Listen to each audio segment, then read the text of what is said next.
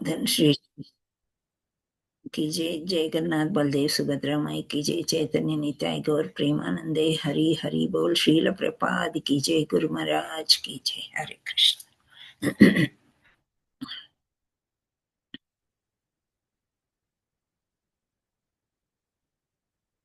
So నిన్న మనం ఎక్కడి వరకు చెప్పుకున్నామా? ఎవరికైనా ఏమైనా ఒకటి రెండు పాయింట్స్ గుర్తున్నాయా? హరే కృష్ణ.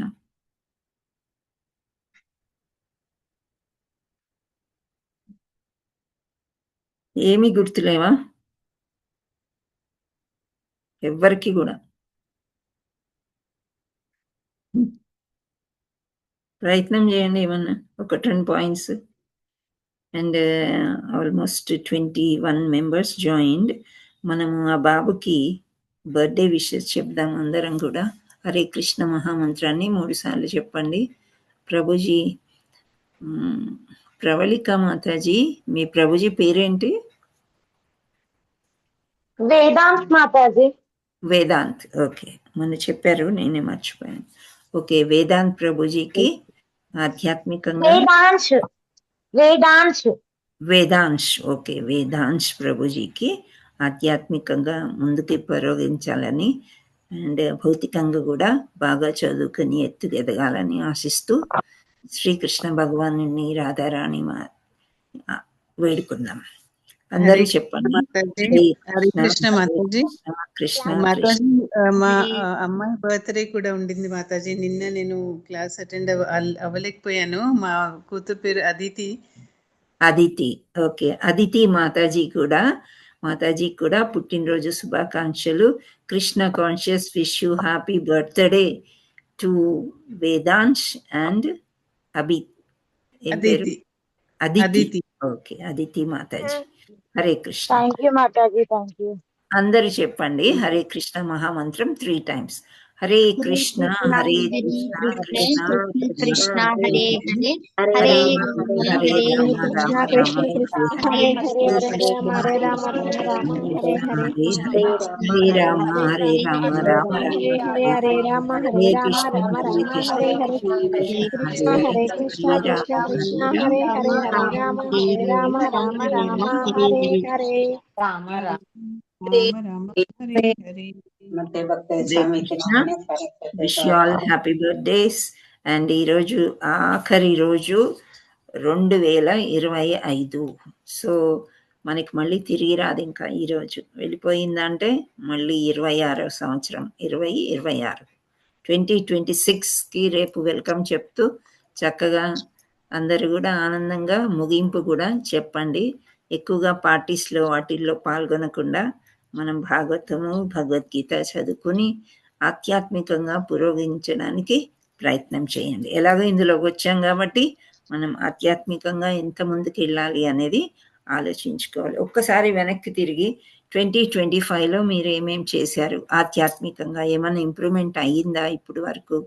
అవ్వలేకపోతే వచ్చే సంవత్సరం ఏ విధంగా ఇంప్రూవ్ చేసుకోవచ్చు అనేది అందరూ కూడా రిజల్యూషన్స్ తీసుకోమని హిస్ గ్రేస్ వరదకృష్ణ ప్రభు, హిస్ గ్రేస్ గోవర్ధన్ గిరివర్దాస్ ప్రభు, వీళ్ళందరూ కూడా మన గురువులు చెప్పారు. సో మీకు తెలియజేస్తున్నాను. మీరందరూ కూడా చక్కగా ఏవేవి చెయ్యలేకపోయారో, తెల్లవారుజామున లేకపోవడము, మంగళారతి చేయకపోవడము, లేకపోతే గుడికి సవ్యంగా వెళ్ళకపోవడం, ఏకాదశి పాటించకపోవడం, ఎన్నో చేస్తుంటాం. అపశృతులు ఇటు అటు దొర్లు ఉంటాయి. సో ఈ సంవత్సరం నెక్స్ట్ ఇయర్ అంటే రేపటి నుండన్నా మనము సవ్యంగా చేయడానికి ప్రయత్నం చేయండి. ఇంకోటి హ్యాబిట్స్, ఇస్కాన్ హ్యాబిట్స్ టెంపుల్లో గౌరంగవాణి టీంకి చాలా సేవలు ఇచ్చారంట. సో మీరు వెళ్ళగలిగితే అక్కడికి వెళ్ళి నాకు కాల్ చేసినా నేను ఎవరిని కాంటాక్ట్ చేయాలి చెప్తాను. మార్నింగ్ 9 to 9 ఉన్నాయి సేవలు. మధ్యలో మీరు అరగంట గంట చేసినా కంటిన్యూస్గా చేసే వాళ్ళకి కొంత రెస్ట్ ఉంటుంది. సేవలంటే లడ్డూలు కట్టే సేవ ఉంది. అండ్ కొన్ని కాగితాలు ఇస్తారు. ఆ కాగితాల్లో మనకి కాలమ్స్ ఉంటాయి. అక్కడికి వచ్చిన వాళ్ళకి అందరి ఫోన్ నంబర్స్ కాంటాక్ట్స్ తీసుకొని కూడా ఇవ్వచ్చు. ఆ తర్వాత ప్రసాదం రెగ్యులర్గా వచ్చే అందరికీ కూడా ప్రసాదం పంచే ప్రోగ్రామ్. అలా చిన్న చిన్న సేవలు ఉన్నాయి. మీరు గుడికి వస్తే చేయాలనుకుంటే చేయండి. హరే కృష్ణ. మన ఏ తిరుపతికో నేను యాదగిరిగుట్టకో నిన్న సాయంత్రం వెళ్ళాను మాతాజీ, కానీ వెళ్ళేసి వచ్చేసిన అన్నట్టు అంతే. అవునా 7:30కి వెళ్ళి 9 వరకు ఉండి వచ్చేసిన. So nice. మీరు అట్లా అయినా ఉన్నారా అండి ఆ టైంకి? నేను 5 దాకా ఉన్నా, చెప్పా కదా 2 to 5 ఉంటానని చెప్పినట్లు. నేను 7:30 అయినాక పోయినండి, 9 వరకు ఉండి వచ్చేసిన అన్నట్టు. Okay nice. ఈవినింగ్ టైంలో కొంచెం నాకు అప్పుడే ఆ, అవును దే- మీరు అన్నారు, అందుకే నేను ఫోన్ చేయాలి ఆ టైం వరకు ఉండానని. ఆ, లడ్డు సేవ ఉండింది, కొంతసేపు లడ్డు సేవ చేసుకుని అవునా? దర్శనం చేసుకుని అక్కడ 5 దాకా ఉండి 5కి బయలుదేరి వచ్చాను అనమాట. ఈ రోజు కూడా ఆల్మోస్ట్ సేమ్ టైం అవుతుంది బికాస్ ఆఫ్ ద క్లాస్. లేకపోతే పొద్దున్న 10 o'clock వెళ్ళిపోతే చక్కగా ఈవినింగ్ దాకా ఉండేవాళ్ళం ఇంతకుముందు సేవకి. సో ఇది కూడా ఒక సేవనే కదా, మనందరం కలుసుకోవడం కూడా ఒక మంచి ప్రోగ్రామ్. హరే కృష్ణ. సో మనం పాఠంలోకి వెళ్దాం.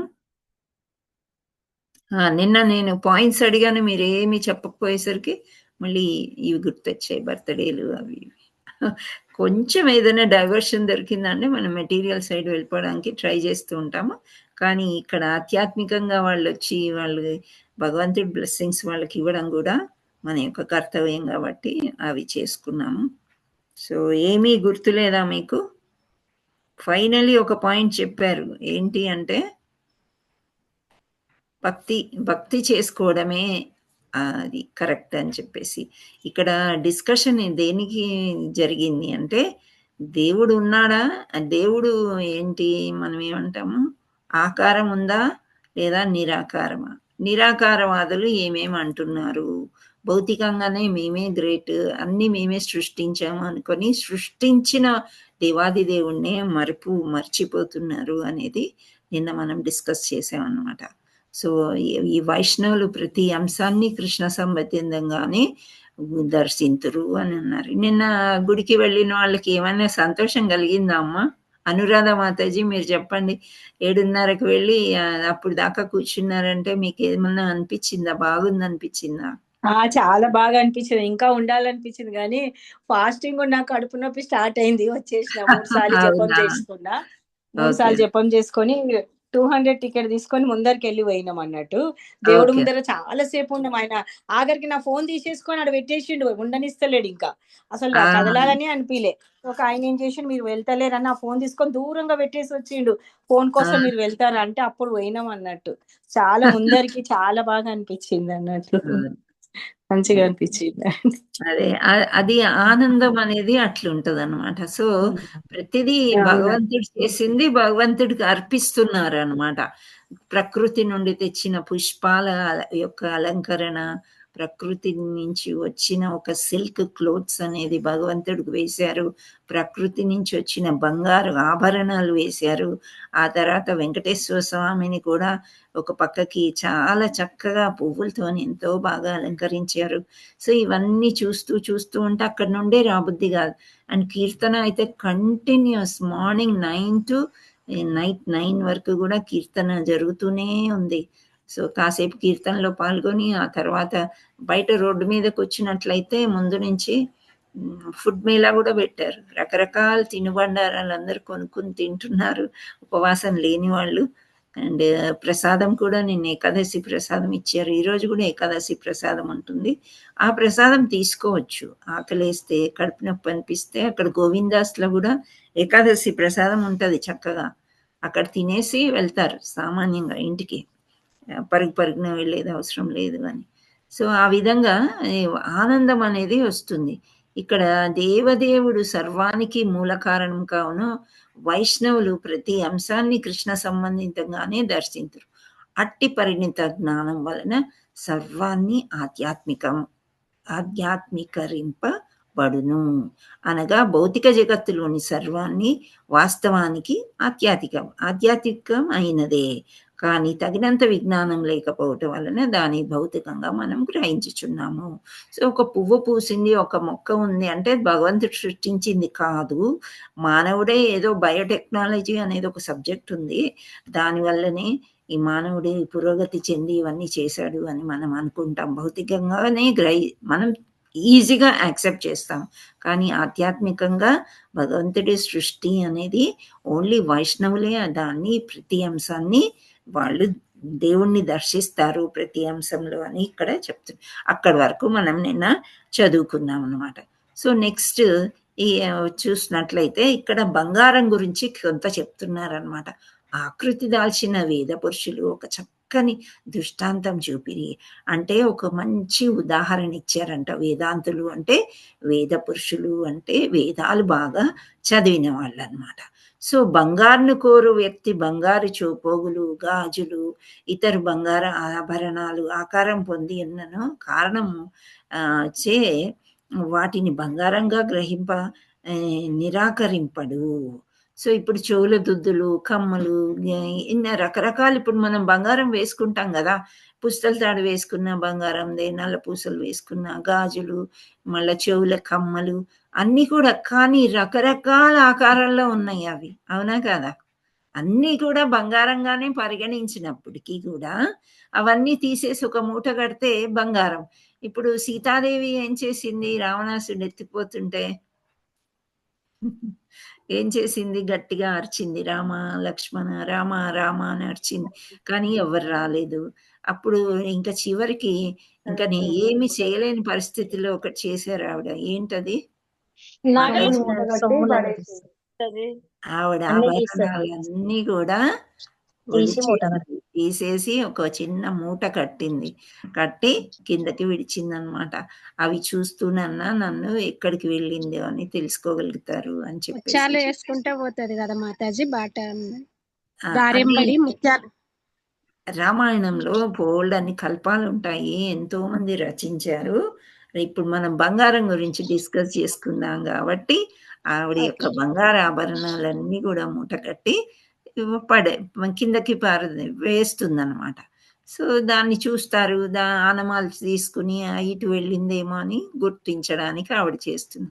సో ఇప్పుడు మనం ఇన్ని రకాలుగా వేసుకున్నా సరే ఇవన్నిటిని బంగారమే అంటారా, లేదు ఇది రాగిది, ఇది ఇత్తడిది, ఇది అది అని అంటారా? బంగారంతో చేయించుకున్నప్పుడు బంగారం అని అంటారు. అయితే బంగారం ముద్దని కరిగించి ఇన్ని రకాలుగా చేయగలుగుతున్నారు. అంటే చెవి పోగులుగా కానీ, గాజులుగా కానీ, ఇతర ఆభరణాలు, జడ కుచ్చులు అంటాము, జడ పిన్నులు అంటాము, ఇంకా ఎన్నో రకాలు ఉంటాయి కదా, బోల్డ్ అని హారాలు, సెట్లు, ఎన్నో రాళ్ళు పొదిగిన బంగారం అన్ని అన్ని రకరకాల ఆకారంలో ఉన్నా కానీ అవి బంగారంగానే మనం గ్రహిస్తాము. ఈ రోజుల్లో అయితే మనకి 1 గ్రామ్ గోల్డ్ వచ్చేసింది కదా, అది ఎంతవరకు 1 గ్రామ్ ఉంటుందో లేదో మనకు తెలియదు, పాలిష్ పోదు, చాలా దివ్యంగా కనిపిస్తుందని చెప్పి అవి కూడా ఎక్కువ కొనుగోలు చేస్తూ ఉన్నారు. సో దానికి దీనికి తేడా లేదు అని అంటే ఎవరికి తెలుస్తుంది ఆ తేడా? 1 గ్రామ్ గోల్డ్కి రియల్ గోల్డ్కి తేడా ఎవరికి తెలుస్తుంది? తయారు చేసే వాళ్ళకి. వెరీ గుడ్, తయారు చేసే వాళ్ళకి తెలుస్తుంది. ఎవరైనా 1 గ్రామ్ గోల్డ్ తీసుకెళ్ళి కంసాలికి ఇచ్చి లేదా బంగారు ఆభరణాలు కొట్టు వెళ్ళి అక్కడ ఇచ్చి ఎక్స్చేంజ్ చేయండి తీసుకోండి అంటే వాళ్ళు టెస్ట్ చేస్తారు. టెస్ట్ చేసి ఇది కాదు అని చెప్పే, రియల్ గోల్డ్ కూడా సమ్ టైమ్స్ కాదు అని చెప్తారు, వాళ్ళ దగ్గర కొన్నదే కరెక్ట్ అంటూ ఉంటారు. సో అలా అంటే తెలిసిపోతుంది అనమాట. ఇక్కడ ఈ బంగారాన్ని దేంతో పోలుస్తున్నారంటే సృష్టిలో జీవులందరూ దేవుని అంశాలు అంటున్నారు. ఇప్పుడు బంగారంలో ఇన్ని రకాల ఆభరణాలు చేసుకున్నా చివరికి అది బంగారం. అలాగే అన్ని జీవులు కూడా దేవుడి నుంచి వచ్చినవే, దేవదేవుడి యొక్క అంశాలు అని ఇక్కడ చెప్తున్నారు. గుణంలో వారు ఆయనకు సమానులే, కానీ ప్రస్తుతం వారు 84,000 వేర్వేరు జీవుల దేహాల్లో ఉన్నారు. సో 84 లక్షల జీవరాశులు అని చెప్పుకుంటాం కదా, ఆ దేహాల్లో కూడా అందరిలో కూడా భగవంతుడు అనే వాడు ఉన్నాడు. భగవంతుడి నుండే ఆ జీవులన్నీ వచ్చాయి. మనము బ్యాక్టీరియా అనొచ్చు, వైరస్ అనొచ్చు, లేకపోతే వైరస్ DNA అని ఉంటుంది వైరస్లో, అది జీవం అన్నమాట దానికి. సో వైరస్ కానీ, బ్యాక్టీరియా కానీ, లేకపోతే చీమ నుండి ఏనుగు వరకు అని అంటుంటారు.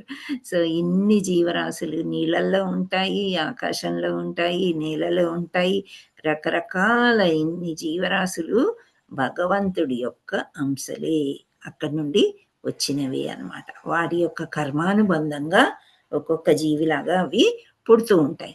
ఒకే బంగారం నుండి వేర్వేరు రూపంలో తయారు చేయబడ్డ ఆభరణాలు వంటి వారు. ఆ బంగారం కోరువారు వివిధ రూపాల్లోనున్న బంగారు ఆభరణాలను స్వీకరించినట్లే వైష్ణవులు జీవులందరూ దేవదేవుని సమాన గుణం కలవారని తెలిసి ఉన్నంద వారిని దేవదేవుని నిత్య సేవకులుగా అంగీకరించెదరు. సో అందరూ కూడా, మనమందరం కూడా నిత్య సేవకులు అయి ఉండాలి, దేవుడికే సేవించడానికి. నిన్న మన ఆళ్వార్ కథలు చెప్పుకున్నాం కదా. నింబల్వార్ అని అతను ఏం చెప్పాడు, జీవము ప్రవేశించినంతనే, ఒక జీవము లేని పదార్థంలో జీవము ప్రవేశించినంతనే ఏం గుర్తిస్తుంది అంటే, నేను దేవుడి యొక్క మంత్రం చదవాలి, దేవుడి యొక్క జపం చెయ్యాలి, దేవుడి కోసమే నేను పుట్టాను అనేది మనం తెలుసుకోవాలన్నమాట. మనిషిని ఎందుకు పుట్టించాడు దేవుడు అంటే, నన్ను తలుచుకుని నా జపం చేస్తూ మళ్ళీ నా దగ్గరికి వచ్చేసేయి అని అనడానికే పుట్టాం మనం. కానీ ఇక్కడ భౌతిక ప్రపంచంలో ఎంజాయ్ చేయడానికి మాత్రం మనం రాలేదు.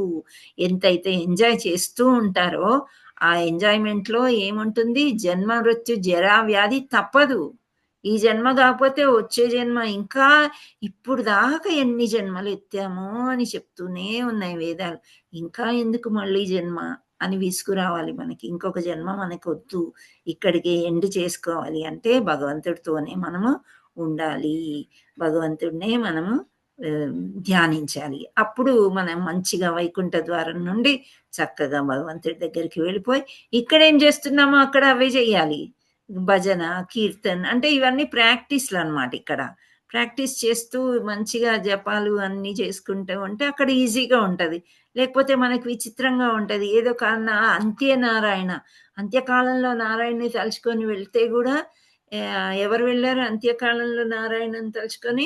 అజామిల. కానీ అతడు అంగీకరించలేదు. నేను ఇంత పాపాత్ముని కదా, ఇంత పాపం చేసుకున్నాను, ఇలా అంత్యకాలం నారాయణ నారాయణ నా కొడుకుని పిలిచినందువల్ల విష్ణుదూతలు వచ్చారని చెప్పి నాకు కొంచెం సమయం ఇయ్యని బద్రికాశ్రమం వెళ్ళి అక్కడ ఘోరమైన మంచి తపస్సు భక్తి చేసుకుని అప్పుడు పరమపదాన్ని పొందుతాడనమాట. సో ఆ విధంగా మనకి ఇప్పుడు మనం ఇక్కడికి వచ్చామంటే ఇవన్నీ తెలుసుకుంటున్నాము. సో మనం బంగారము, మనం సామాన్యంగా చిన్నపిల్లల్ని బంగారం బంగారం అని పిలుస్తూ ఉంటారు కదా. సో అంటే ఏంటి, బంగారం మేలిమి బంగారం అని అంటారు. సో అన్నిటికంటే విలువైంది బంగారం. బంగారంతో ఇక్కడ అన్ని జీవరాశుల్ని పోలుస్తున్నారనమాట. అంటే దేవాది దేవుడు బంగారము, అక్కడ నుండే మనం వచ్చాము. మనం పుట్టిందే ఇవి చేసుకోవడానికి. వేరువేరు రూపాల్లో, వేరువేరు జన్మాలు, వేరువేరు దేహాల్లో మనము ఇంతవరకు ఉన్నాము. కానీ ఇప్పుడు బంగారంతో వేరువేరు రూపాల్లో చేయబడిన ఆభరణాలు వంటి వారు, బంగారం కోరువారు వివిధ రూపాల్లో ఉన్న బంగారు ఆభరణాన్ని స్వీకరించినట్లే వైష్ణవులు ప్రతి జీవిలో దేవదేవుణ్ణి మనము చూసుకొని సమాన గుణం కలవారని మనము నిత్య సేవకులుగా వారిని అంగీకరించాలి అని చెప్తున్నారు. సో ఒక్కొక్కరికి సేవ రకరకాలుగా దొరుకుతుందమ్మా. ఒకరికేమో ఇలా క్లాసులు తీసుకునే సేవ ఉంటుంది. కానీ క్లాసులు తీసుకునే వాళ్ళకి ఏమనిపిస్తుంది, అరే పొద్దున్నే వెళ్ళిపోయి అక్కడ గుళ్ళో ఉంటే ఎంత బాగుంటుంది అని అనిపిస్తుంది. వాళ్ళకేమనిపిస్తుంది అంటే, నేను మాట్లాడలేకపోతున్నాను, క్లాస్ ఒక గంట అయినా సరిగ్గా క్లాస్ తీసుకోలేకపోతున్నాను అని వాళ్ళకి అనిపిస్తుంది. సో అలా కానీ ఇది ఒక సేవని, అది కూడా సేవ అన్నమాట. సో అందుచేత అన్నీ కూడా నిత్య సేవ మనము వేరే ఎవరు చేసినా కానీ మనము అంగీకరించాలి. అందుచే వైష్ణవుడిగా జీవించు వ్యక్తి ఈ బద్ధ జీవులకు కృష్ణ చైతన్యంలో శిక్షణ ఇచ్చి వారిని తిరిగి దేవదేవుని చరణాల వద్దకు చేర్చుటకు అద్భుతమైన అవకాశము కలదు. సో ఈ కృష్ణ చైతన్యవంతులు మామూలుగా భక్తి నేర్చుకొని ఏదో పుస్తకం చదువుకుని ఒక దగ్గర కూర్చోకుండా మళ్ళీ మళ్ళీ అందరికీ చెప్పి, వాళ్ళందరూ చాలా ఈ భౌతిక ప్రపంచంలో వెక్కిరిస్తూ ఉంటారు. నామం చూస్తే వెక్కిరిస్తారు, ఇంకా మనం గుడికి వెళ్తున్నామంటే వెక్కిరిస్తారు, జపమాల మెళ్ళ వేసుకుంటే వెక్కిరిస్తారు, జపం చేస్తూ ఉంటే అదంతా మనం పట్టించుకోకూడదు. కృష్ణ చైతన్యంలో ఉండడానికి అవకాశం వచ్చిన వాళ్ళందరూ కూడా శిక్షణ ఇచ్చి దేవుని వద్దకు చేర్చుటకు ఒక మంచి అవకాశము అని చెప్తున్నారు. వాస్తవమేమనగా జీవులు మనస్సులు 3 ప్రాకృతిక గుణాలచే కల్లోలితమై ఉన్నవి.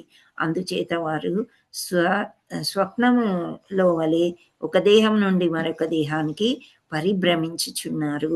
వారి చైతన్యాన్ని కృష్ణ చైతన్యంగా పరివర్తన చేయజాలించు వెంటనే వారు తమ హృదయంలో ఉండే కృష్ణుని కొల్చుట మోక్ష మార్గము సుగమయమగుట జరుగును. సో నేను అన్నట్లే కొంచెం షై అందరికీ లోపల మనసులో ఉంటుంది, కృష్ణుడు ఉన్నాడు కాబట్టి కృష్ణుడు వాళ్ళకి భక్తి ఉంటుంది, కానీ బయటపడడానికి కొంత సంకోచిస్తారనమాట. నేను కూడా అంతే, కొత్తలో ఈ బొట్టు పెట్టుకోవాలంటే వెనస్డేస్ పెట్టుకునేదాన్ని, ఎవ్రీ వెనస్డే పెట్టుకునేదాన్ని. సో అయితే అనిపించేది అనమాట, చుట్టూ ఉన్న వాళ్ళు ఏదో భక్తురాలు అయిపోయింది బొట్టు పెట్టుకొని షో ఆఫ్ చేస్తుంది అనుకుంటారేమో, కానీ ఇప్పుడు అయితే కంపల్సరీ అనుకోండి. అది ఒక ఎంబ్లమ్ అనమాట మనకి. ఎవరైనా హరే కృష్ణ వాళ్ళు కనిపిస్తే హరే కృష్ణ అంటారు, అప్పుడు కానీ మనకు గుర్తురాని మన నుదుట బొట్టు ఉంది అని. ఇంకా అది ఒక భాగం అయిపోయింది అనమాట శరీరంలో. సో అలా కొన్ని మనకి ఉంటాయన్నమాట. సో కృష్ణ చైతన్యంలో పరివర్తన చేయజాలించో వెంటనే వారు తమ హృదయంలో కృష్ణుని మోక్ష మార్గం వారికి సుగమయము అగుతుంది అని చెప్తున్నారు. వేదాలన్నిట్లో దేవదేవుని జీవాత్మలో చైతన్యం అని ఒకే గుణము సరి సమానంగా ఉన్నదని పేర్కొనబడింది. చైతన్యం అంటే జీవం అన్నమాట. జీవం ఉంటేనే కాళ్ళు చేతులు కదులుతూ ఉంటాయి, మనం మాట్లాడగలుగుతాము, మనము ఇటు అటు తిరగలుగుతాం. జీవం లేదనుకోండి, we are equal to table and chair or pen or book, అవి నాన్ లివింగ్ థింగ్స్ అన్నమాట.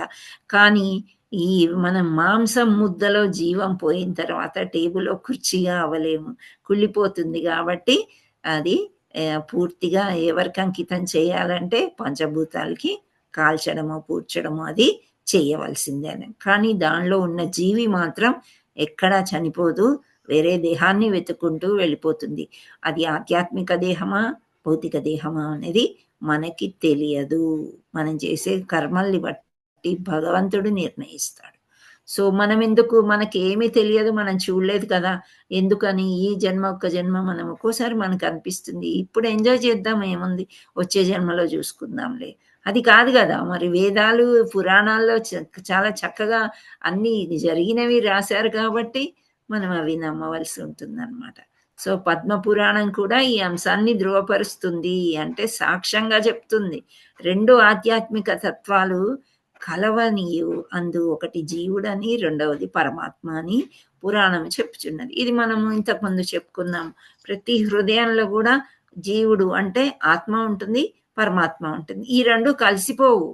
మామూలుగా ఆత్మ పరమాత్మలో కలిసిపోతుంది, అది ఎప్పటికీ జరగదు. పరమాత్ముడు ఎప్పుడైతే జీవి ఉంటుందో ప్రాణం ఉన్నంత సేపు పరమాత్ముడు కనిపెట్టుకుని ఉంటాడు మనలో. కానీ ఎప్పుడైతే ఆత్మ వేరే దేహాన్ని తీసుకుంటుందో ఇంకంతే, పరమాత్మ 2 కలిసిపోవన్నమాట. పరమాత్మ కూడా అక్కడికి ఆ జీవిలోకి వెళ్ళవచ్చు. కానీ ఒకవేళ మనకి ఆధ్యాత్మికంగా దొరికింది అనుకోండి, అప్పుడు శరీరమే మనకి విష్ణు శరీరం వస్తుంది, చతుర్భుజ ఆకారంలో ఉంటుంది అన్నమాట, ఇక్కడ వైకుంఠంలో. సో అలా ఇవి 2 కలిసేవి కాదు అని చెప్తున్నారు అని పురాణం చెప్తుంది, మనం కాదు. పద్మ పురాణంలో ఇలా చెప్తున్నారు.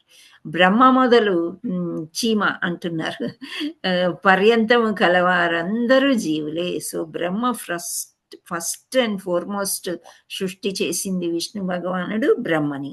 ఆ చీమ అంటే చిన్నది, మనకి కనిపిస్తుంది చిన్న జీవి చీమ అని అంటారు. దానికంటే చిన్నవి కనిపించేవి మైక్రోస్కోపిక్ జీవులు కూడా చాలా ఉంటాయి.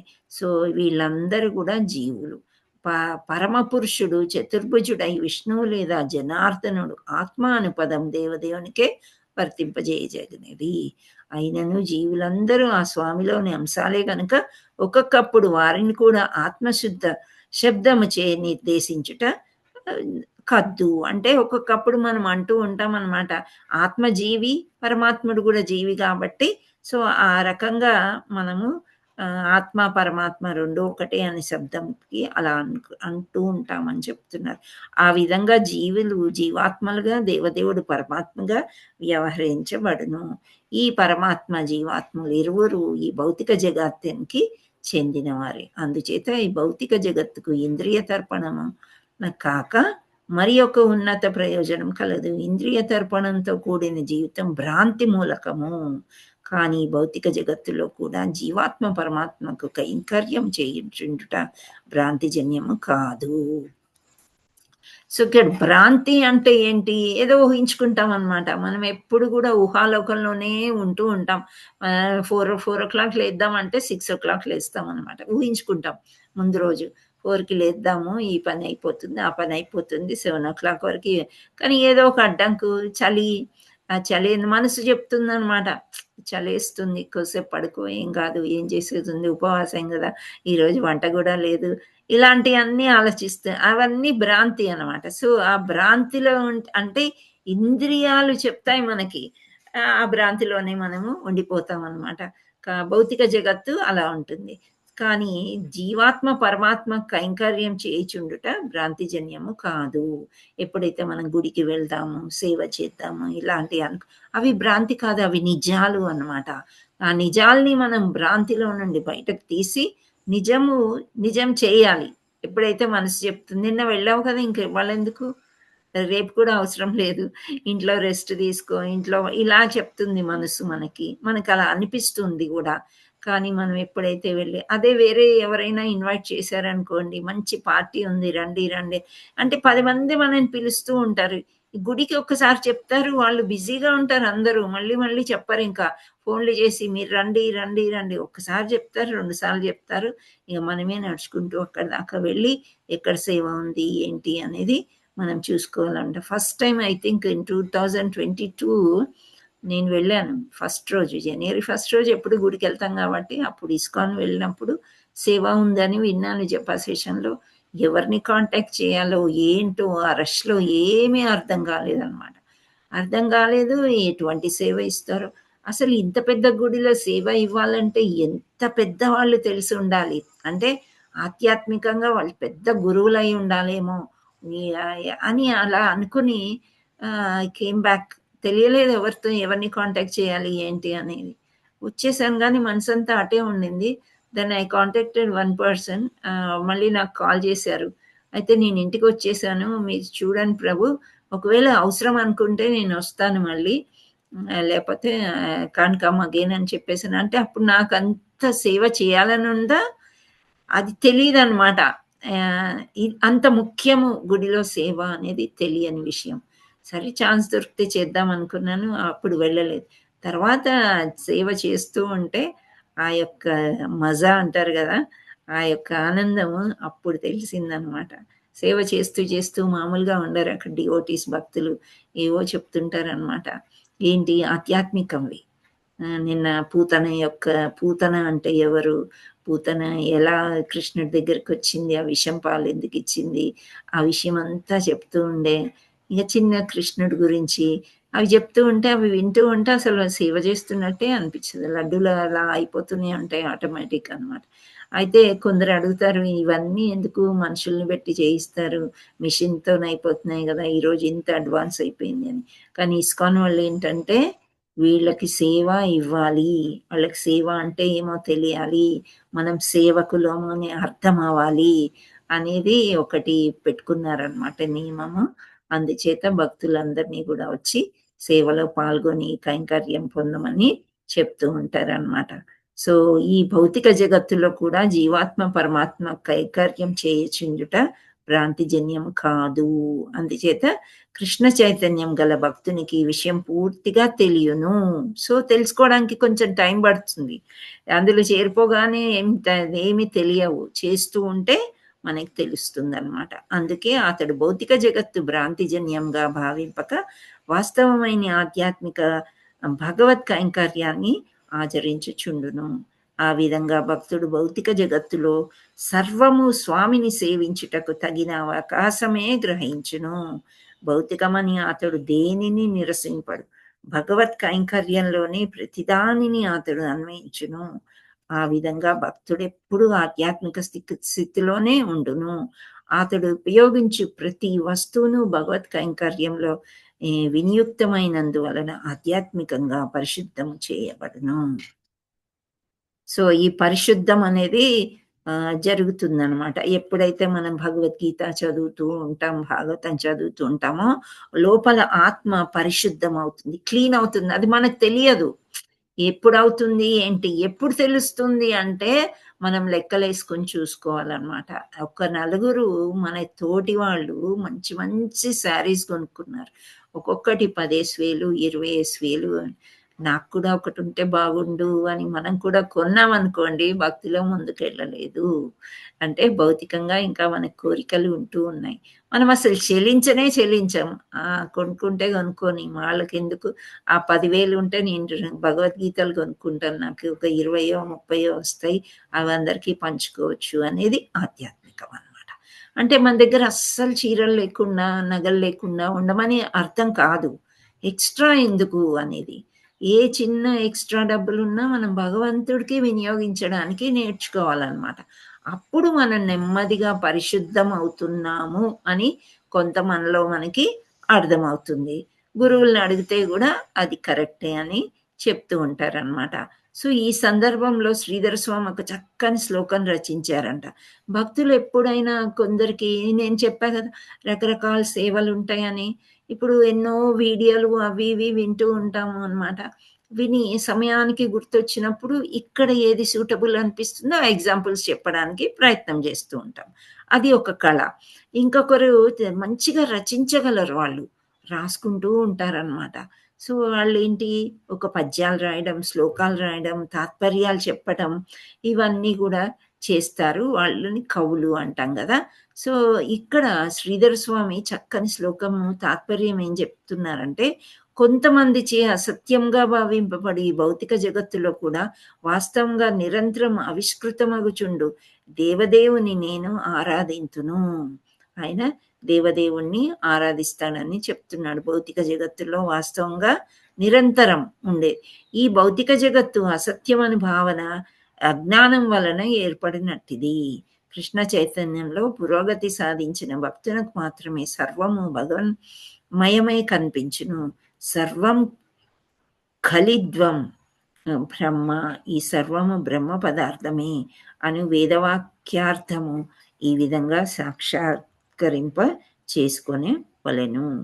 సో ఆకృతి దాల్చిన వేదాలు దేవదేవుని ఇంకను ఇట్లు స్తుతిస్తున్నాయి. ప్రియమైన ప్రభు, బుద్ధిమాంద్యం గలవారు ఈ ఇతర భగవత్ సాక్షాత్కార మార్గాలని అనుసరించవచ్చు. కానీ ఒక వ్యక్తి పరిశుద్ధ భక్తుడైనని తప్ప భవకాలుష్యం నుండి విశుద్ధిని సాధించటం కానీ జనన మరణ చక్రం నుండి విడివట్ల కానీ చేయజాలడు. ఓ మా ప్రియమైన ప్రభు, సర్వాన్ని ఈ వివిధ శక్తులపై ఆధారపడి ఉన్నాయి. వేదాల్లో ఏకో బహూనాం ఏ విదధాతి కామాన్ అని చెప్పినట్లు ప్రతి వ్యక్తికి నీవే ఆధారభూతుడవై ఉన్నావు. అందుచేత సర్వజీవులకు, దేవతలకు, మానవులకు, జంతువులకు కూడా నీవే పోషకుడవు, ఆధారం. ప్రతి జీవియు నీవిచ్చే పరిపుష్టి మగుచున్నది. ప్రతి జీవి హృదయంలో నీవున్నావు. దీని భావనమేమనగా సమస్త సృష్టికి నీవే మూలము. అందుకే భక్తితో నీ కైంకర్యం చేయి భక్తులు ఎట్టి ఎమరపాటును లేకుండా నిన్ను అర్చించుచుందురు.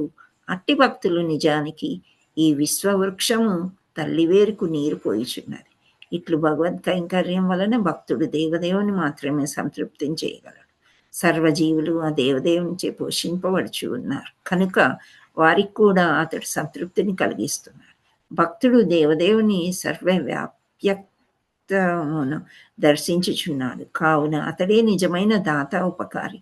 అట్టి విశుద్ధ భక్తులు పూర్తిగా కృష్ణ చైతన్యంలో నిమగ్నులై ఉండిరి. అతి సులభంగా జనన మరణ చక్రం నుండి విముక్తిని సాధింతురు. మృత్యుదేవత తల మీదుగా వారు ఎరుగజాలరు. సో ఇప్పుడు కృష్ణ చైతన్యంలో ఉండే వాళ్ళు ఎప్పుడు కూడా ఈ జనన మరణ చక్రం నుండి విముక్తి పొందుతాము అని ఉంటారు. వాళ్ళు పొందుతారు, వాళ్ళు సాధిస్తారు అని చెప్తున్నారు. సో మృత్యుదేవత ఎప్పుడు తల మీద ఉంటుందో మనకు తెలియదు. అందుచేత పడుకోబోయే ముందు లేవగానే భగవంతుడిని తలుచుకోండి, మెడిటేషన్ చెయ్యండి. ఒకరేమో 2 భగవద్గీత శ్లోకాలు చదవండి అని చెప్తారు, ఒకరేమో మెడిటేషన్ చేస్తూ నారాయణ్ని తలుచుకొని పడుకోమంటారు. ప్రొద్దున లేవగానే నాకు ఇంకా ప్రాణం ఉందా, తెల్లవారింది, నేను లేచాను. ఇంకా ఒక రోజు నాకు ఇక్కడ పోషకుడు నన్ను పోషించదలుచుకున్నాడు కాబట్టి నేను బ్రతికి ఉన్నాను అని ఇవన్నీ ఆలోచిస్తాడనమాట కృష్ణ చైతన్యవంతుడు. సో, అట్లా ఆలోచించినప్పుడు భగవంతుడే అన్నీ అనుకున్నప్పుడు డెఫినెట్‌గా ఇక్కడ జనన మరణ చక్రం నుండి విముక్తి పొందుతారు అని చెప్తున్నారు. మృత్యు గూర్చి గాని, మరి యొక్క దేహం స్వీకరించుట గూర్చి గాని భక్తుడెన్నడూ భీతి చెందడు, భయపడడనమాట. ఇప్పుడు కాళ్ళు, చేతులు అన్నీ కూడా ఏవి పని చేయట్లేదు మనకి. అన్నీ పని చేస్తున్నప్పుడు భగవంతుడి దగ్గరికి వెళ్ళిపోయారనుకోని యాక్సిడెంటల్ డెత్ అవుతుంది, అలాంటివి అవుతాయి. అలాంటి వాళ్ళు ఏంటంటే పసి మొగ్గలో ఉన్నప్పుడే తుంచి దేవుడికి పెడతాం కదా కొన్ని పుష్పాలు, అలాంటి పుష్పాలంట వాళ్ళు.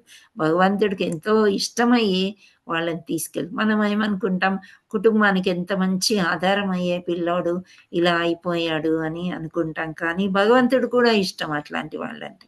సరే, ఇప్పుడు మన కాళ్ళు చేతులు ఏవి పని చేయట్లేదు, కానీ ఈ జీవి అనేది అందులో ఉంది. ఉన్నప్పుడు మనం ఏమి చెయ్యలేము. కానీ భయపడరు అని చెప్తున్నారు భక్తులు ఇక్కడ. భయపడరు. అలాంటి వాళ్ళు చనిపోతే కూడా ఏముంది, మంచి దేహాన్ని తీసుకుంటారు కదా, ఇంకా వాళ్ళు ఈ రోగ బాధ నుండి విముక్తులు అయ్యారు కదా. ఒకవేళ వాళ్ళ మనసులో భగవంతుడు ఉండుంటే వాళ్ళకి మళ్ళీ జన్మ మృత్యు జరవాది రానే రాదు, ఇంకా భగవంతుడి దగ్గరికే వెళ్ళిపోయాడని. అందుకని భక్తులకి అస్సలు ఈ జనన మరణ చక్రం నుండి విముక్తి సాధిస్తారు. మృత్యుదేవతను గురించి అస్సలు భయం అనేది వాళ్ళకి ఉండదు, భీతి చెందడు అని చెప్తున్నారు. ఎందుకు భీతి చెందరు అంటే కృష్ణుడినే నమ్ముకున్నారనమాట. కృష్ణుడు ఏది చేస్తే అదే, ఇంకా శరణాగతి అంటారు దాన్ని. సో అతని చైతన్యం కృష్ణ చైతన్యము పరిణామం చెందును. అందుచే అతడు భగవత్ సాయుజ్య పొందజాలకపోయినను అన్యదేహము స్వీకరించవలసి వచ్చినను కూడా అతడు భీతి చెందవలసిన పని లేదు. సో ఇక్కడ ఎప్పుడైతే భక్తి చేస్తున్నామో మన కొన్ని శ్లోకాల్లో భగవంతుడు ఏం చెప్పాడు, నువ్వు మంచి బ్రాహ్మణ కుటుంబంలో కానీ సంపన్నుల కుటుంబంలో కానీ పుడతావని. సో సంపన్నుల కుటుంబంలో పుడితే ఏ కష్టము తెలియకుండా చూసుకుంటాడు భగవంతుడు. ఒకే తల్లికి పుట్టిన 4 పిల్లల్లో ఒకరికి ఏ కష్టమో తెలియదు అసలు, సవ్యంగా జీవితం గడిచిపోతూనే ఉంటుంది. ఒకరేమో దొర్లుతూ పడుతూ లేస్తూ ఎన్నో కష్టాలు అనేది అనుభవిస్తూ ఉంటారు కదా. సో ఆ రకంగా భయపడరు అని చెప్తున్నారు. భీతి చెందడు, ఏ కష్టం వచ్చినా అనేది పరిణామం అనేది ఏమి ఉండదు. సరే, ఇక్కడ మళ్ళీ జనన మరణ చక్రమైనా పర్వాలేదు, నన్ను బ్రాహ్మణ కులంలో పుట్టిస్తావా, సేవకులంలాగా పుట్టిస్తావా, సరే నేను నీ సేవ చేసుకుంటాను. ఒకవేళ ఆధ్యాత్మికంగా తీసుకెళ్తావా, అక్కడ నీ సేవ చేసుకుంటాను అని అంటాడంట. ఎవరు? కృష్ణ చైతన్యవంతుడు అనమాట. సో ఏ దేహమైనా స్వీకరింపవలసి వచ్చినా కూడా భీతి చెందదు. ఇందుకు ఒక స్పష్టమైన దృష్టాంతం భరత మహారాజు. అంటే మనం జడభరత్ గురించి తెలుసుకున్నాం కదా, మీకేమైనా గుర్తుందా ఆ స్టోరీ? భరత మహారాజు ఎవరైతే అన్నారో వాళ్ళు కథ చెప్పండి చూద్దాం. అతను గొప్ప భక్తుడు ఉంటాడు మాతాజీ. జింక పైన మోహంతో లాస్ట్ స్టేజ్ లో జింక గురించి ఆలోచిస్తూ తదుపరి జన్మలో కూడా జింక దేహాన్ని పొందుతాడు. అయినప్పటికీ కూడా భక్తిని మర్చిపోకుండా మళ్ళీ తిరిగి భక్తిని తెలుసుకొని మళ్ళీ జన్మిస్తాడు. అయితే ఇక్కడ జింక మీద మోహము అని అంటే అది ఇప్పుడు భక్తికి ఎప్పుడైనా భక్తుడు యొక్క హృదయం వెన్నలాగా సాఫ్ట్గా అయిపోతుందంట. సో అలా అయిపోయినప్పుడు ఆయన రాజ్యాన్నంతా వదిలేసి ఆశ్రమం వేసుకొని తపస్సు చేసుకుంటూ భక్తి చేసుకుంటూ ఉంటే నీళ్ల కొరకు కొలను దగ్గరికి వెళ్తే ఫుల్గా నెలలు నిండిన జింక ప్రసవ వేదనతో బాధపడుతూ ఒక చిన్న జింక పిల్లకి ప్రసవం చేసి ఆ దాంట్లో ఆ నీటి యొక్క వేగంలో పడిపోయి కొట్టుకుపోయి చనిపోతుంది అనమాట. సో ఈ చిన్న పాప అందులో ఉంది కాబట్టి దాన్ని తీసుకుని రక్షించి పాలు పట్టి అన్ని చేసి పెంచుతాడు. అయితే తల్లి ప్రేమని బాగా చూపిస్తాడు ఆ రాజు, భరత మహారాజు. చూపించేసరికి మోహము ప్రేమ వచ్చేస్తుంది కదా, ఎవరికైతే ఎక్కువ సేవ చేస్తారో ఆ జింక మీద బాగా ప్రేమ పొందుతాడనమాట. ఆ తర్వాత ఇలా పెంచుకుంటూ ఉంటే జింక ఒక రోజు ఎక్కడికో వెళ్ళిపోతుంది. ఆయన చనిపోయే సమయంలో అయ్యో ఆ జింక పిల్ల ఎంత ప్రేమగా ఉండేది నాతో, ఇలా అయిపోయింది, ఎక్కడికో వెళ్ళిపోయింది నన్ను వదిలేసి అని బాధపడుతూ చనిపోతాడు. అప్పుడు మళ్ళీ జింక దేహం వచ్చేస్తుంది అనమాట ఆయనకి. అంత మంచి భక్తి, రాజ్యాన్ని వదులుకొని భక్తుడయ్యాక జింక జన్మ. సో అతడు ఉత్తర జన్మలో లేడిగా జన్మించినను ఆ తర్వాతి జన్మలో సంసార కాలుష్యం నుండి పూర్తిగా విముక్తుడై పరమపదాన్ని చేరుకొనెను. సో జింకలాగా పుట్టి మళ్ళీ ఆశ్రమంలో వెతుక్కుంటూ ఆశ్రమాలకు వచ్చి అక్కడే భక్తి చేస్తూ చాలా, అంటే అందరికీ పూర్వజన్మ గుర్తుండదు. ఇతడు మహాభక్తుడు కాబట్టి అతనికి గుర్తొచ్చింది, గుర్తింపజేశాడు భగవంతుడు. సో గుర్తు తెచ్చుకొని బాధపడతాడు, నేను వచ్చిందే సంసార బంధం వద్దనుకుని, కానీ మళ్ళీ జింక మొహంలో పడి జింక శరీరం పొందాను అని చెప్పేసి మళ్ళీ అక్కడ ఆశ్రమంలో ఆ జింక శరీరంలోనే భక్తి చేస్తూ చేస్తూ ఆ జింక చనిపోయిన తర్వాత జడభరతుడిలాగా పుడతాడనమాట. అప్పుడు అతను ఒక బ్రాహ్మణి ఇంట్లో, మంచి వేదాలు తెలిసిన బ్రాహ్మణి ఇంట్లో పుడతాడు. పుట్టినప్పటికీ జడంలాగా ఉంటాడు. జడం అంటే ఆ non living thing like a table and chair అనమాట. ఒక లాగ్ ఆఫ్ వుడ్ అంటాం కదా, ఒక పెద్ద మొద్దులాగా అలా ఉండి పలకడు, ఉలకడు, ఏమి చేయడు. ఎందుకంటే కొంచెం మంచిగా నవ్వినా మాట్లాడినా ఈ సంసార బంధంలో నేను చిక్కుకుపోతాను, ఇప్పటికే నాది ఇది 3వ జన్మ, భగవంతుడి కైంకర్యానికి నేను వెళ్ళిపోవాలి అని చెప్పేసి ఏ పని చెయ్యడు, ఇంట్లో తిండి పెడితే తింటాడు, ఇంక అట్లే ఉంటాడనమాట. ఎడ్డి వాళ్ళలాగా ఏమి తెలియనట్లు ఉంటాడు. అట్లా ఉన్నప్పుడు ఇంకా భరించలేకపోతారు వాళ్ళ తండ్రి, తల్లి, అన్నదమ్ములు. వీడు తిని కూర్చుంటున్నాడు, ఏ పని చేయట్లేదని ఇంట్లోంచి తరిమి కొడితే అడవుల్లోకి వెళ్తాడు. అడవిలో ఒక రాజు మన ఇది పల్లకీలో వెళ్తూ ఉంటారనమాట. సో ఆ పల్లకి మోయడానికి ఒక్కరు తక్కువ అవుతారంట ఏదో కారణం చేత.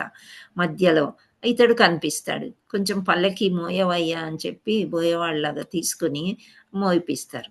మోస్తూ మోస్తూ అతనికి అనుకోకుండా నోట్లోంచి అన్ని వేదాంతాలు వస్తూ ఉంటాయంట. నువ్వేదో సుఖపడుతున్నావు రాజు, రాజుని అంటాడంట, ఇదంతా నీతో రాదు, మనతో ఏది రాదు అని ఇలా వేదాంతం పలికేసరికి ఆ రాజు దీని పల్లకీలోంచి దిగి నీవెవరు ఏంటి అని చెప్పేస్తే ఆ వృత్తాంతం అంతా చెప్తాడనమాట. సో అప్పుడు ఆ రాజు ఇతను వేదాంతుడు, అన్నీ తెలిసిన వాడని దండవత్ ప్రణామం చేసి ఆయనని సత్కరిస్తాడనమాట. అది జడభరత్ స్టోరీ. సో అందుచేత ఏంటంటే మనము ఇందుకు స్పష్టమైన దృష్టాంతం ఇక్కడ ఒక సాక్ష్యం ఇచ్చారనమాట. సో ఆ తర్వాతి జన్మలో కాలుష్యం నుండి పూర్తిగా విముక్తుడై పరమపదాన్ని చేరుకున్నాడు, అంటే భగవంతుడిని చేరుకున్నారు. అందుకే భగవద్గీత భక్తులకు ఎన్నడూ పరాజయం లేదని నొక్కి వక్కాణించెను. సో భగవద్గీత భక్తులంటే భగవద్గీత చదివిన వాళ్ళకి ఎప్పుడు కూడా ఏ అపాయాలు ఏమీ జరగవు అనమాట. అపాయాలు జరగవంటే మన ఇంట్లో వాళ్ళు సిక్ అవుతుంటారు, కానీ ఒక సొల్యూషన్ అనేది మనకి దొరుకుతుందన్నమాట. ఒకవేళ ఆ జీవి వెళ్ళిపోయినా కానీ బాధపడే పరిస్థితుల్లో భగవద్గీత చదివిన వాళ్ళు ఉండరు అని ఇక్కడ చెప్పడం. భక్తులకు ఎన్నడూ పరాజయం లేదని ఒక్కాణించెను. భక్తుని మార్గం పరమపదానికి చేర్చి తీరినను హామీ కలదు. ఒక జన్మలో భక్తుడు పొరపాటు చేసినను అతని కృష్ణ చైతన్యం క్రమంగా పైకి తీసుకొని పోయి చివరికి పరమపదాన్ని చేర్చును. విశుద్ధ భక్తుడు తన మనుగడను పవిత్రం చేసుకున్నట్టే కాదు, అతని శిష్యుడు కూడా చివరకు పవిత్రను సాధించి పరమపదాన్ని చేరుకొనగలుగు. విశుద్ధ భక్తుడు తాను మృత్యును అధిగమించుటే కాక అతని కృపకు పాత్రులై అతని అనుచరులు కూడా సులభంగా మృత్యుని తరింపజాలుదురు. భగవత్ కైంకర్యం యొక్క మహిమ ఎంత గొప్పదనగా విశుద్ధ భక్తుడు తన ఆధ్యాత్మిక బోధన వల్ల మరి ఒక వ్యక్తిని కూడా ఉత్తేజితం చేసి అజ్ఞాన సాగరాన్ని అవలీలగా తరించేటట్లు చేయగలడు. సో ఇక్కడ ఆధ్యాత్మికంగా ముందుకు వెళ్ళడం అంటే గురువుని పట్టుకుంటే శిష్యులు కూడా పరమపదాన్ని అక్కడికి చేరుకోగలరు అని అంటున్నారు. ఆ పాత్ర అంటే ఆ కృపకి అందరూ కూడా పాత్రులు అవుతారు. సో గురువుని మనము ఫాలో అయినట్లయితే అని ఇక్కడ చెప్తున్నాడు. సో భక్తుడు తాను మృత్యువును అధిగమించుటే కాక అతని కృపాపాత్రులైన అతని అనుచరులు కూడా, సులభంగా మృత్యుని తరింపజాలుదురు అని చెప్తున్నారు. సో నెక్స్ట్, ఒక విశుద్ధ భక్తుడు తన శిష్యునకు చేయు బోధనలు కూడా అతి సరళమైనవి. విశుద్ధ భక్తుని అడుగుజాడల్లో నడుచు వ్యక్తి ఎట్టి కష్టం ఉండదు. బ్రహ్మ, శివుడు, కుమారులు, మనువు, కపిలుడు, ప్రహ్లాదుడు, జనకుడు, సకుడు, యమధర్మరాజు మొదలైన సుప్రసిద్ధ గురు పరంపరను అనుసరించి వ్యక్తి ఎవరైనాను అత్యంత సులభంగా ముక్తి ద్వారాన్ని చేరుకోగలడు. మరియు భక్తి మార్గాన్ని కాక జ్ఞానము, యోగము, కర్మ మొదలగు ఆత్మసాక్షాత్కార మార్గాలను అనుసరించు వారు పూర్తిగా సంసార కాలుష్యం నుండి విముక్తిని పొందజాలరు. అట్టి కాలుష్య సహితులు ఆత్మసాక్షాత్కార మార్గంలో పురోగమించుచున్నట్లు పైకి కనిపించిన తామే స్వయంగా ముక్తిని సాధించలేరు. ఇక వారి అనుచరుల ముక్తి గురించి చెప్పనేలా. అట్టి భక్తేతరుల గొలుసులలో బంధింపబడి జంతువులతో పోల్చుతారు. ఏలనగా ఒక ప్రత్యేక నిష్ట యొక్క పరిధి దాటి వారు ముందుకు పోజాలరు. వేద నాదరతులు అని నిరసింపబడిరి. వేదాలు సత్య, రజ, తమస్సులు అను ప్రకృతి గుణాలకు సంబంధించినవి అని వారు గుర్తింపజాలరు. సో ఇక్కడ మనకి కృష్ణ చైతన్యంలో వస్తేనే ఈ 3 గుణాల గురించి మనకు తెలుస్తుంది. వేదాల్లో ఎక్కడైతే రాసుంది ఏంటి అనేది, సత్యగుణ, రజోగుణము, తామస గుణము, సత్యగుణము అనేది ఈ గుణాల గురించి మనకి తెలుస్తూ ఉందన్నమాట. మామూలుగా ఎలా ఉంటారంటే భక్తేరతులు అంటే భక్తి లేని వాళ్ళు. భక్తి లేని వాళ్ళు అంటే ఇక్కడ కృష్ణ భక్తి లేని వాళ్ళు అని అర్థం చేసుకోండి. గొలుసులతో బంధింపబడిన జంతువులతో పోలుస్తారంట. జంతువుల్ని గొలుసులతో ఎందుకు బంధిస్తారు అని అంటే అవి పారిపోకుండా చూసుకోవడానికి. ఏనుగులు కానీ, ఒంటెలు కానీ సర్కస్లో ఏదైనా చేయడానికి, లేకపోతే అంబారీ కట్టడానికి వీటికి పెద్ద పెద్ద గొలుసులతోని. అయితే ఏనుగులకి చిన్నప్పుడే పెద్ద గొలుసు వేసి ఏనుగు పిల్లకి కట్టేస్తారని అది ఎక్కడికి వెళ్ళలేదంట. పెద్దగా అయిన తర్వాత అదొక ప్రాక్టీస్ లాగా అయిపోయి గొలుసు మామూలుగా కాలికి మనం పట్టా గొలుసులు ఎలా పెట్టుకుంటామో అలా పెట్టేసి వదిలేస్తే కూడా అది ఎక్కడికి వెళ్ళదంట. సో అలా ట్రైన్ చేస్తారనమాట దాని మైండ్ని అని చెప్తారు. సో అంటే ఏంటి, మనము ఈ కర్మ బంధాలలో బద్ధజీవులై ఆ బంధాల్లో చిక్కుకొని ఉన్నాము. ఎప్పుడైతే కృష్ణ చైతన్యంలోకి వచ్చి ఉంటామో ఈ బంధాల నుండి విడివడి మనము చక్కగా కృష్ణ చైతన్యంలో సాగడానికి మనకి ఒక దారి దొరుకుతుంది అని చెప్తారు. సో మీ దగ్గర భగవద్గీత పుస్తకాలు ఉండుంటే గనక ఒక్కసారి 3 శ్లోకాలు ఉన్నాయి. అవి ఒక్కసారి మనం రివిజన్ చేసుకుంటే మనకు భగవద్గీత చదివినట్లు కూడా ఉంటుంది. పుణ్యతిథి రోజు 9.31 తీయండి. హరే కృష్ణ.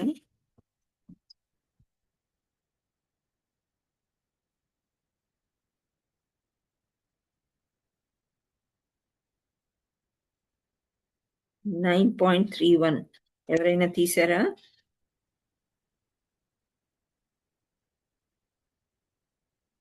ఇక్కడ అనువాదం. ఓకే, నేను అనువాదం చదువుతా. నేను ఛాన్స్ ఇస్తాను మీకు శ్లోకం చదవండి. ఓకే. అతడు శీఘ్రమే ధర్మాత్ముడై శాశ్వతమైన శాంతిని పొందును. ఓ కౌంతేయ, నా భక్తుడెన్నడూ నశింపడని ధైర్యంగా ప్రకటింపుము. అది అన్నమాట. ఇంత ధైర్యంగా మేము భగవద్గీత చదువుతున్నామంటే బైహార్ట్ చేయడం కాదు. మొన్న ఒక ప్రభుజీ చాలా చక్కగా చెప్పారండి. ఒక ఋషి ఒక చిలుక ముద్దొచ్చిందంట. ఆ చిలుక ఎలాగో ఆశ్రమానికి వచ్చేసింది. ఆ చిలుకని సరే కొన్ని గింజలేస్తే ఇది బాగానే పెరుగుద్ది కదా అని చెప్పేసి ఆ చిలుకని ఆశ్రమంలో పెట్టుకుని పెంచుతున్నాడు, గింజలేస్తున్నాడు, తింటున్నాడు. కానీ ఊరికే ఆయన భక్తినంతా వదిలేసి చిలుక వెనుక ఉండలేడు కదా. ఇక్కడ చతుర్మాస్ బయటకు వెళ్ళాల్సి వచ్చింది. 4 నెలలు నేను ఉండను కదా. ఈ చిలుక రామ అన్నందుకే నేను తెచ్చుకున్నాను. చిలుకలు ఏవి అంటే పలుకుతూ ఉంటాయి కదా, రామ రామ రామ అంటుందంట. అమ్మో ఈ చిలుకకు చాలా భక్తి ఉన్నట్టుందని తెచ్చుకుంటారు ఆశ్రయం. సో ఆ రామ అన్న చిలుక నేను ఏది చెప్తే అది చేస్తుందేమో అని చెప్పేసి దానికి కొన్ని మాటలు నేర్పిస్తాడంట. ఏం మాటలు అంటే, ఇప్పుడు వదిలేసి వెళ్ళాలంటే ఎవరన్నా చెత్తిపోతారు కదా, దాని ప్రాణానికి ముప్పు ఉంటుందేమో అని చెప్పేసి బోయవాడు వస్తాడు, వల వేస్తాడు, గింజలు వేస్తాడు, నన్ను ఎత్తుకుపోతాడు అని నేర్పించారంట. నేర్పిస్తే ఆ చిలుక ఏం చేస్తుంది, అట్లాగే అంటుంది, బోయవాడు వస్తాడు, వల వేస్తాడు, గింజలు వేస్తాడు, ఎత్తుకుపోతాడు అని అంటుంది. అయితే అతను చతుర్మాస్కి వెళ్ళిపోతాడు, నేర్పించా కదా, ఇంకా ఇలా అనేసరికి బోయవాడే పారిపోతాడు, ఈ చిలుకకి ఏం ప్రమాదం లేదు అనుకుంటాడు. అది రిపీట్ చేస్తూనే ఉంటుంది. నిజంగా బోయవాడు వస్తాడు. అయితే వచ్చినప్పుడు మంచిగా పలుకుతుందంట, బోయవాడు వస్తాడు, వల వేస్తాడు, గింజలు వేస్తాడు, ఎత్తుకుపోతాడు అని అన్నదంట. అనేసరికి బోయవాడు అనుకున్నాడు, అమ్మో ఇది మాటలు నేర్చిన చిలక ఉన్నట్లుంది, కానీ పర్వాలేదులే, మనిషికి కొంచెం ఎక్కువ తెలివి ఉంటుంది కదా, ఈ చిలక పడదేమో, అది జాగ్రత్తగా ఉంటుండొచ్చు, కానీ వేరే చిలుకలు పడతాయి కదా అని చెప్పి చక్కగా వల వేస్తాడంట. వల వేసిన తర్వాత దాంట్లో గింజలు చల్లుతాడు.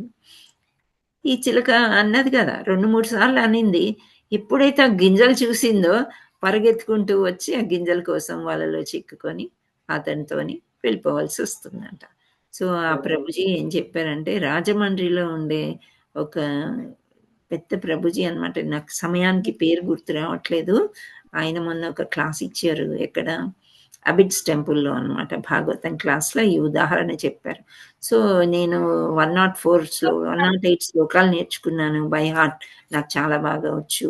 700 శ్లోకాలని నేను ధారాళంగా వల్లించగలను, స్పష్టంగా పలకగలను, ఇవన్నీ అంటారు చాలా మంది. నేను కూడా ఎన్నో వీడియోలు చూశాను, 700 శ్లోకాలు నేను కష్టపడి నేర్చుకున్నాను, నేను నేర్పించగలను అని చెప్పి వీడియోలు చెప్తూ ఉన్నారనమాట. 108 శ్లోకాలు కూడా చాలా బైహార్ట్ చేశాను.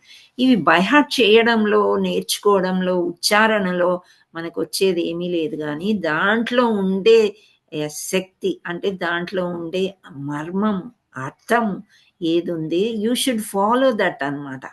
ఇప్పుడు అందరినీ సమానంగా చూడమన్నారు. సో అందరినీ సమానంగా చూడడం మనలో నేర్చుకోవాలి. అది కష్టం, చాలా కష్టం అది. కానీ శుద్ధీకరణ జరుగుతూ జరుగుతూ జరుగుతూ ఉంటే ఏదో ఒక సమయంలో పనివాడు మనము ఒకటే, చీమ దోమ అన్ని కూడా మనం అందరిలో కూడా భగవంతుడు ఉన్నాడు అనేది థాట్ మనకు వస్తుంది. ఈ పారాగ్రాఫ్ లో అది ఉందన్నమాట. సో ఎప్పుడైతే భగవద్గీతను మనం మంచిగా అర్థం చేసుకుంటామో అతడు ధర్మాత్ముడు అవుతాడు అని భగవంతుడు చెప్తున్నాడు. అండ్ శాశ్వతమైన శాంతిని పొందుతారు. అసలు విచారం అనేది మనసులో ఉండదన్నమాట. శాశ్వతంగా శాంతి పొంది ఆ భగవంతుడు, ఆ భక్తుడు ఎన్నడూ నశింపడని ధైర్యంగా ప్రకటింపుము అని అర్జునుడికి భగవంతుడు చెప్తూ ఉన్నాడు. సో 31వ శ్లోకం 9వ, మీరు తీసానన్నారు, హ్యాండ్ రైజ్ చేసి చదివించమ్మా మనీషా మాతాజీ ఒక్కొక్కరితో. ఓకే మాతాజీ, ఒక ముగ్గురిని చదివించు. హ్యాండ్ రైజ్ చేయండి పోయం శ్లోక తీసిన వాళ్ళు. లక్ష్మీ జగదీష్ మాతాజీ అన్మ్యూట్ చేసుకోండి. హరే కృష్ణ మాతాజీ, దండవత్ ప్రణామ్. దండవత్ ప్రణామ్. 31 మాతాజీ. 9.31. ఓకే మాతాజీ. క్షిప్రం భవతి ధర్మాత్మా శాశ్వతనింతం నిగచ్చతి కౌంతేయ ప్రతిజానిహి నమే భక్తః ప్రణశ్యతి. హరి బోల్ Mataji. Next. Thank you Mataji. Subhadra Mataji unmute చేసుకోండి.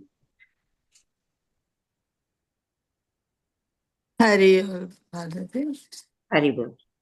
క్షిప్రం భవతి ధర్మాత్మా స్వచ్ఛాంతి నిగచ్చతి కౌంతేయ ప్రతిజానీహి నమే భక్తః ప్రణశ్యతి. హరి బోల్. హరే కృష్ణ. నెక్స్ట్. నాగలీలా మాతాజీ అన్మ్యూట్ చేసుకోండి. హరే కృష్ణ మాతాజీ. హరే కృష్ణ.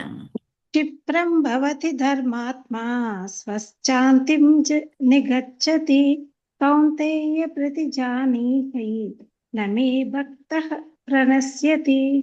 హరి బోల్ Mataji. Thank you so much. So ముగ్గురిని ఇంకా నేను ఇస్తాను ఛాన్స్, ఇంకో 2 శ్లోకాలు ఉన్నాయి. 2nd చాప్టర్ తీయండి, 2nd చాప్టర్. సో ఇక్కడ మనకి 9th చాప్టర్లో ఈ శ్లోకం గురించి మనకు అర్థమైంది కదా. ఇక్కడ చిలుక స్టోరీ చెప్పారు కదా మాతాజీ, మనకు ఉచ్చారణ అవసరం లేదు, చదివేది అవసరం లేదు, అదంతా ఏమీ లేదండి. మనం ఆ చిలుక స్టోరీ చెప్పడంలో ఏంటంటే మనము భావం కూడా చక్కగా నేర్చుకొని అమలు పరచాలి అని. అంతేగాని ఇప్పుడు వీళ్ళు చాలా చక్కగా ఎంత వినసొంపుగా చదివారు కదా, అలానే చదవాలి మనం కూడా. చక్కగా తప్పులు లేకుండా చదవడానికి నేర్చుకోవాలి. కానీ అది నేర్చుకున్నాం కదా అని వదిలేయకూడదు.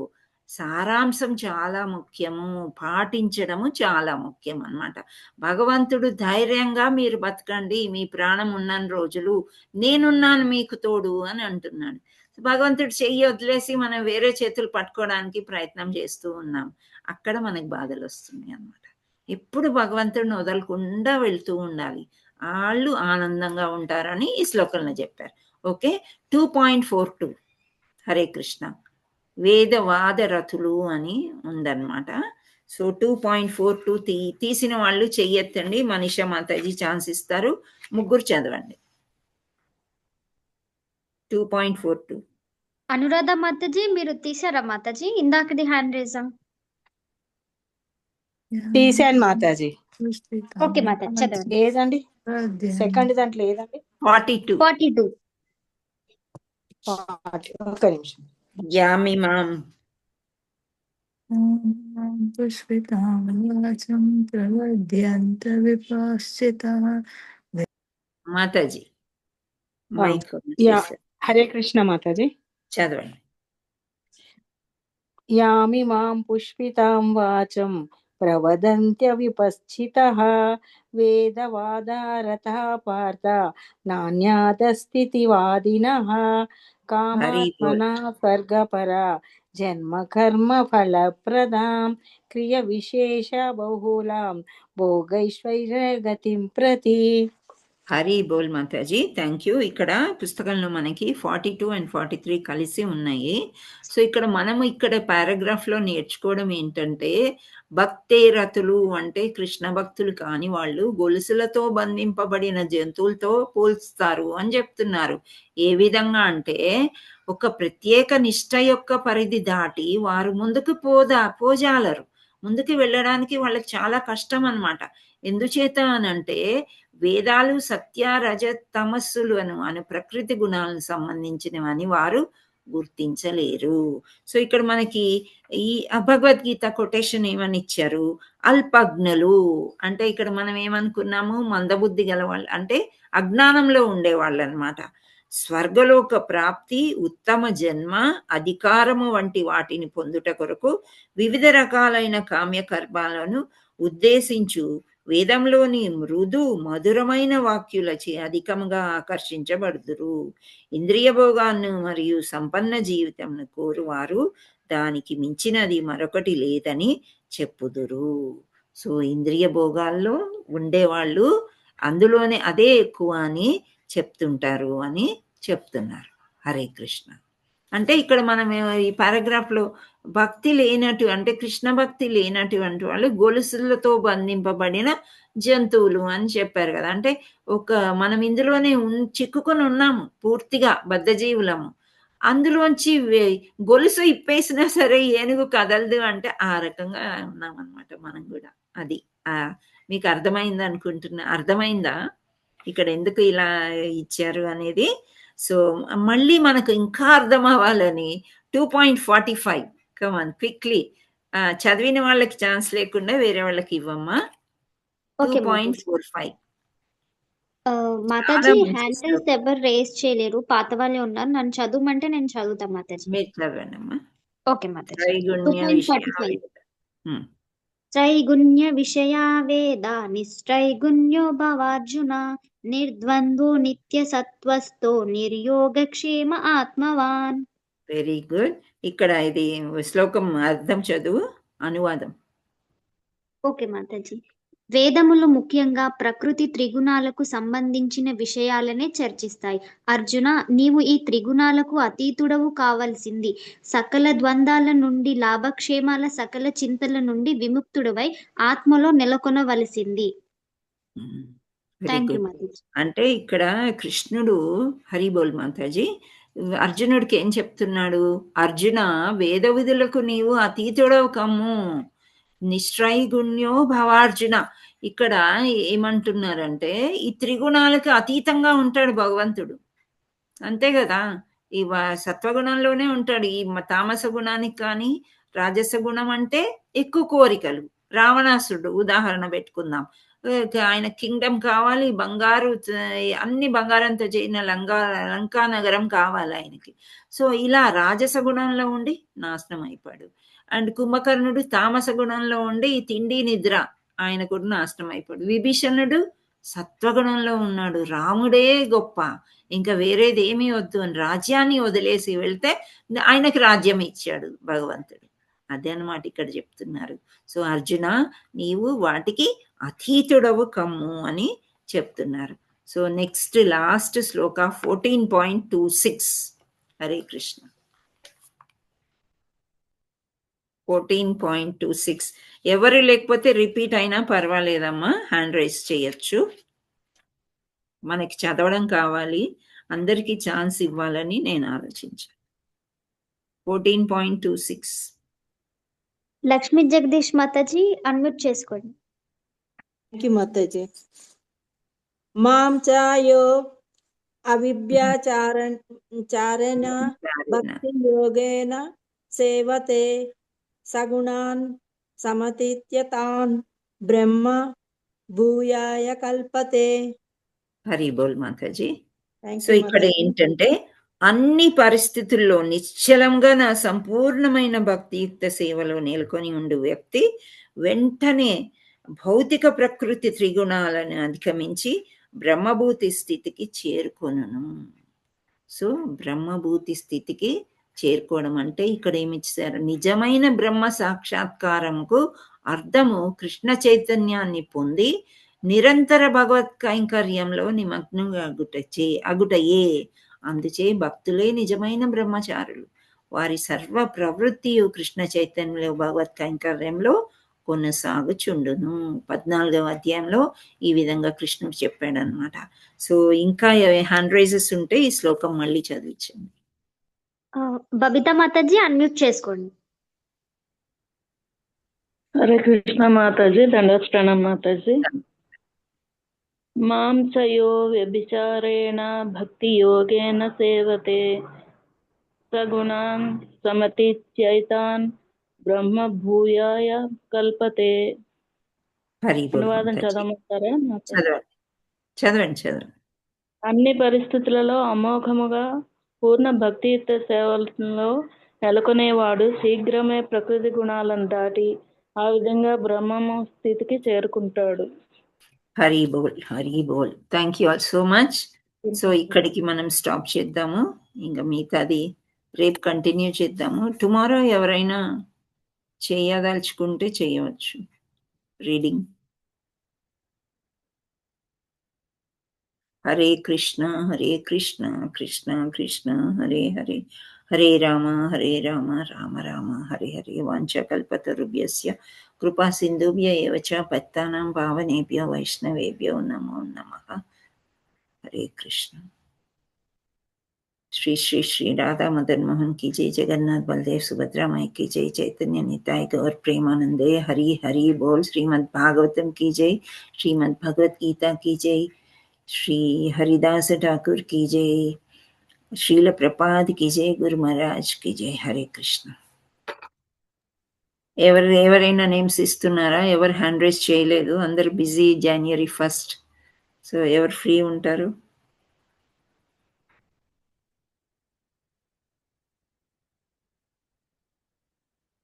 మీరిద్దరు ఏమంటారు? మాతాజీ ఫ్రీ. నేను రేపు ఎవరు లేకపోతే నేను తీసుకుంటాను Mataji. Okay, Manisha Mataji is ready. Next ఎప్పుడు ఎవరో మాట్లాడారమ్మా? ఎవరు?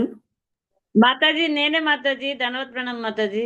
ఇందిరాబోయిన మాతాజీ. Okay, nice Mataji. ఎవరు లేకపోతే నేను చెప్తాను మాతాజీ.